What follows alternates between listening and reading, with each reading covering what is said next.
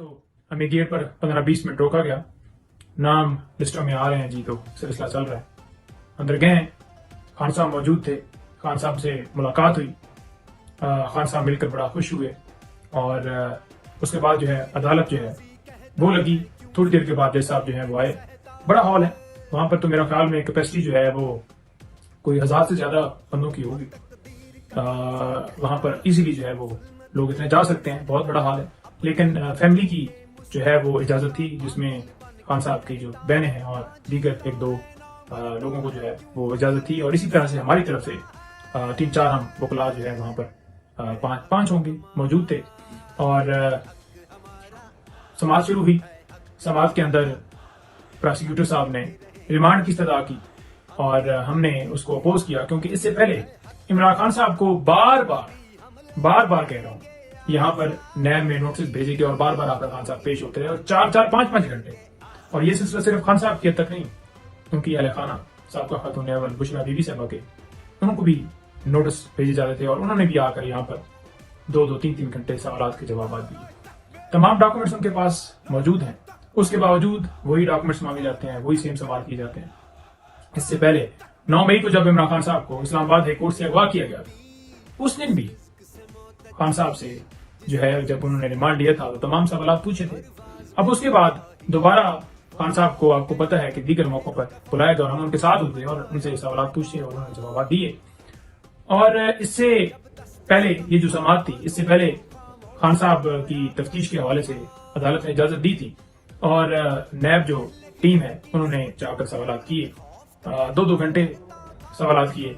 लेकिन समझ से बाहर बात है कि अदालत को जब बताया गया कि इनको जो है फिजिकल रिमांड नहीं देना चाहिए, जुडिशियल करना चाहिए, क्योंकि इससे पहले नैब तमाम सवाल जो है इनसे पूछ चुकी है, तो उसके बावजूद जो है आप देख लें कि वो तफ्तीश की जो है इजाजत दे दी गई और नैब की टीम लगातार जो है जा रही है और उनसे जो है सवाल कर रही है। तो मेरा सिर्फ कहने का मकसद ये है कि जब किसी शख्स से आप कोई सवाल करते हैं, 1 सवाल करते हैं, 2 दफा करते हैं, वही सवाल 3 दफा करते हैं, तो क्या उससे सेटिस्फेक्शन नहीं हो रही? जब जवाबात तमाम सवालात के बार दे रही है, तो फिर किस बात की जो है तफ्तीश आपने करनी है? अदालत की मर्जी थी, अदालत ने इजाजत दी। बेसिकली थोड़ा सा ऐड कर देता हूँ, डिटेल बाद में बताऊंगा कि ये जो अलकादर ट्रस्ट केस है, इसके अंदर इमरान खान साहब ने 1 रुपए का बेनिफिट ना लिया है, ना कोई एग्रीमेंट के अंदर वो शर्त थी कि वो किसी तरह से या उनकी मिसेज जो है वो किसी तरह से बेनिफिट ले सकेंगी। अजीब सवाल किए गए उनसे बीबी साहिबा से कि आप जो है वो तनख्वाह क्या लेती थी, क्या वहां पर एज ए टीचर थी, इस तरह के सवाल। तो ये दोनों जो हैं ट्रस्टी हैं, इनका कोई जो है उस ट्रस्ट के अंदर जो है ये बेनिफिशियरी नहीं है। तो ना झूठी, जैसे आपको पता है कि इससे पहले भी बेशुमार केसेस खान साहब के ऊपर, बीबी साहब और उनकी बहनों के ऊपर, सबके ऊपर, पार्टी वर्कर्स के ऊपर, लीडरान के ऊपर, सबके ऊपर दर्ज किए गए। तो इसी तरह की ये भी एक उस केस की एक कड़ी है, क्योंकि साइफर केस की जो है वो उसका ट्रायल चल रहा है और ये जमानतें ही बड़े एक भोंडे तरीके से जो है वो इंफ्रास्ट्रक्चर करवाई गई कि नैब ने बार जाके कहा कि जिस कानून के मुताबिक 10 दिन का टाइम है क्रिमिनल रिवीजन का, और जब 3 तारीखें इन्हीं बहानों से ली गई और अदालत ने लॉ मिनिस्ट्री से कानून जो है वो मंगवाया, करंट ऑर्डिनेंस मंगवाया, तो वाज़ेह हो गया जी कि लिमिटेशन का तो कोई मामला नहीं। अदालत को नजर आ गया, उसके बावजूद न जाने क्यों बेल्स जो है खारिज कर दी गई। इससे पहले जो बिल्स खारिज हुई थी, सॉरी रिवीजन खारिज की, इससे पहले जो बिल्स खारिज हुई थी नीचे से, वो इस बुनियाद के ऊपर हुई थी कि खान साहब अदालत में पेश नहीं हुए। हालांकि अदालत ने हुक्म देना था, सिक्योरिटी के इंतजाम सरकार ने करने थे और अदालत में पेश करना था, लेकिन ऐसा नहीं किया गया और इस बुनियाद के ऊपर के अदम आदे के ऊपर खारिज की गई।